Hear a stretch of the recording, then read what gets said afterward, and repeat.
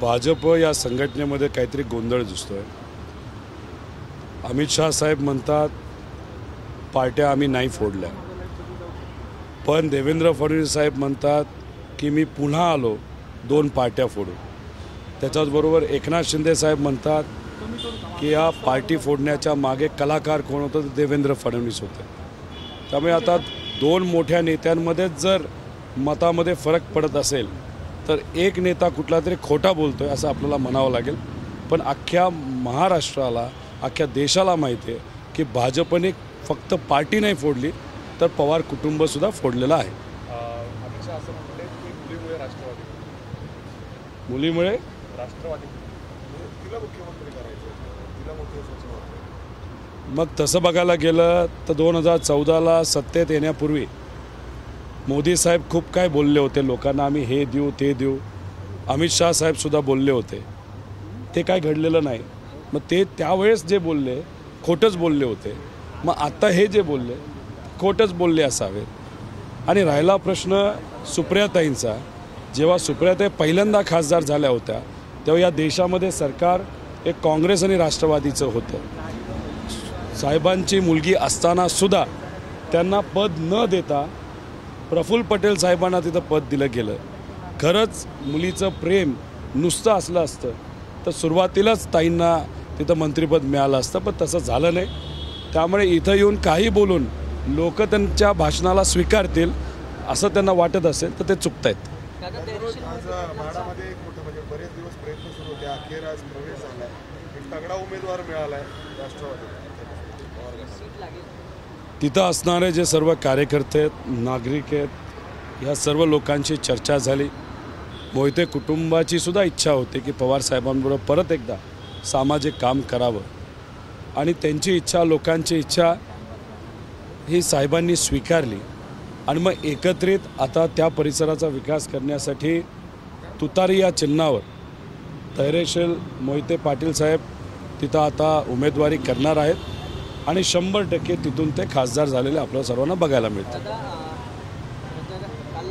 अर्चना पाटील ज्या धाराशिवच्या राष्ट्रवादी काँग्रेसच्या उमेदवार आहेत, त्यांच्या चिरंजीवाने विधान केलं, माहिती नाही की त्यांनी दिली की 2019 म्हणजे अजितदादाच्या सांगण्यावरूनच आम्ही भाजपत प्रवेश केला आणि आत्ता केला। मल्हार पाटील जे आहेत, जे अजितदादांचे नातेवाईक आहेत, ते बोलत असताना त्यांनी असं सांगितलं की 2019ला अजितदादांनी आम्हाला म्हणजे राणासाहेबांना सांगितलं की तुम्ही BJPत आधी जावा आणि मी काही वर्षानंतर येतो। आणि हे वक्तव्य केल्यानंतर अजून एक त्यांनी वक्तव्य केलं की मी तुम्हाला खरं सांगतोय आणि कुठेही याच्यामध्ये खोटेपणा नाही। मग असं ते बोलत असेल तर कदाचित ते खरं असू शकतं।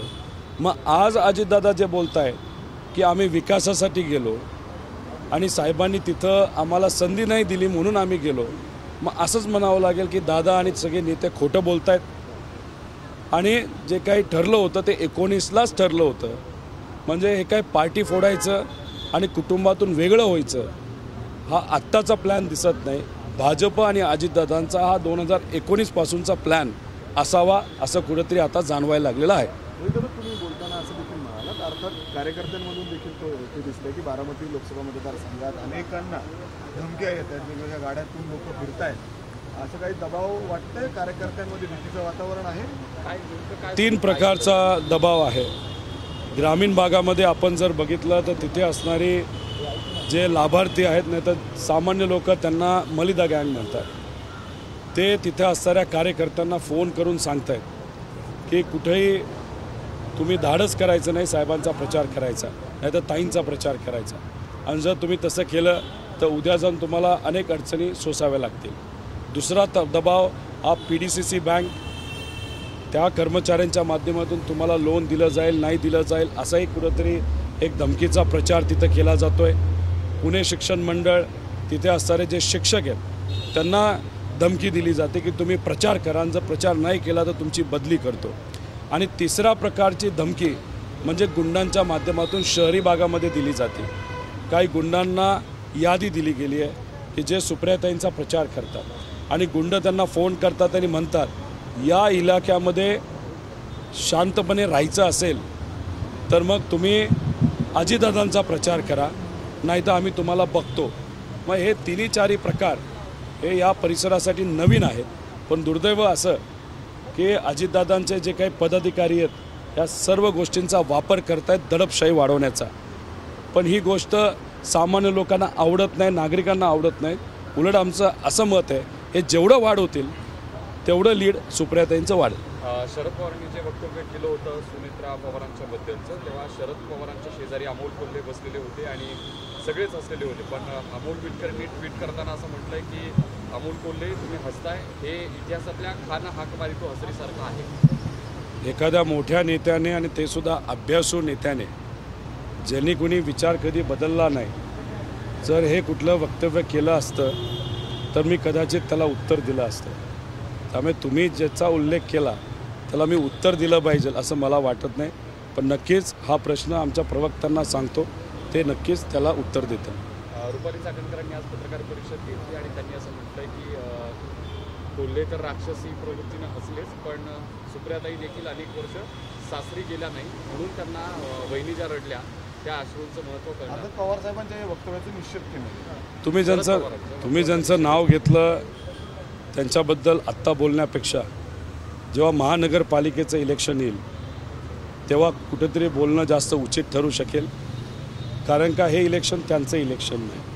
हे इलेक्शन आणि ह्याच्यानंतरचं सुद्धा विधानसभेचं इलेक्शन त्यांचं नाही. कॉर्पोरेशनचं आणि महानगरपालिकेचं जेव्हा इलेक्शन येईल त्याच्यावर आपण वक्तव्य करू. याच्यामध्ये स्पष्टीकरण हे साहेब देऊ शकतात, इतर नेते देऊ शकतात. त्यामुळे उगाचच एका विषयाचा एवढा मोठा भाव करणं हे योग्य नाही. महत्त्वाचं काय, अजितदादा काय बोलले होते, वडिलांना तुम्ही निवडून दिलं, मग तुम्ही मुलाला निवडून दिलं, मग नंतर मुलीला निवडून दिलं. या वक्तव्यामध्ये दादा स्वतः म्हणतायत की पवारसाहेब हे माझ्यासाठी वडीलधारी होते. मग आता लोकांमध्ये असा चर्चा सुरू झालेली आहे. एका मुलासारखं तुम्हाला त्यांनी वाढवलं आणि अशी परिस्थिती असता सुद्धा बापाला तुम्ही सोडलं, हे लोकांना पटलेलं नाही. हा जास्त महत्त्वाचा विषय आहे. एबीपी माझा, उघडा डोळे बघा नीट.